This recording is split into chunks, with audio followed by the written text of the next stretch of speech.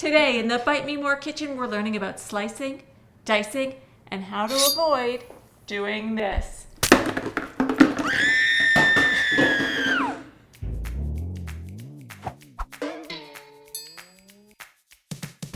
This is Knife School 101.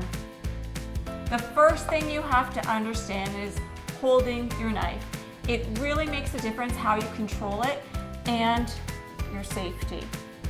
So the control grip is kind of what it sounds like. For me, blade is between my thumb and my forefinger, and this is the most common grip, but Lisa likes to hold it a little bit I hold it a little further up. back, but really, That's called the force grip. yeah, really you want to find your comfort grip. You know, Lisa's is more helpful when cutting harder foods. Mine is just Slicing great and for dicing, cutting. yeah. Great for cutting. The next thing to think about is moving your knife.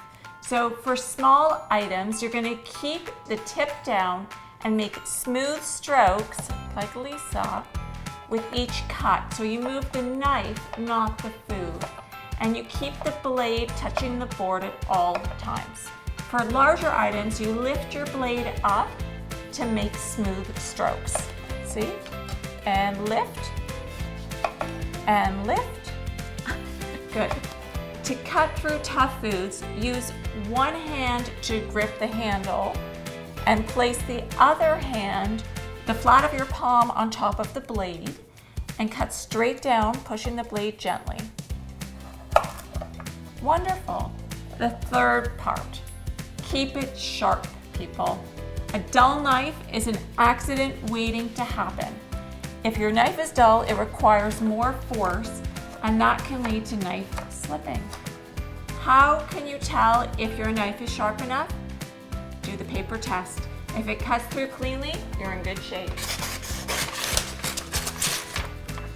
Wonderful. Next, if you're gonna have any knives, the 3 types of knives you should have in your kitchen. A chef's knife, this does 90% of the cutting in your kitchen. A paring knife if you need more dexterity for something small like deveining shrimp or sectioning citrus, and a serrated knife for bread or tough tomato skins. Finally, secure your cutting board. If you don't have a heavy, wonderful one like this, put a dishcloth underneath just to make sure it doesn't jiggle around. Never wave your knife in the air. Ever. Like that. Never.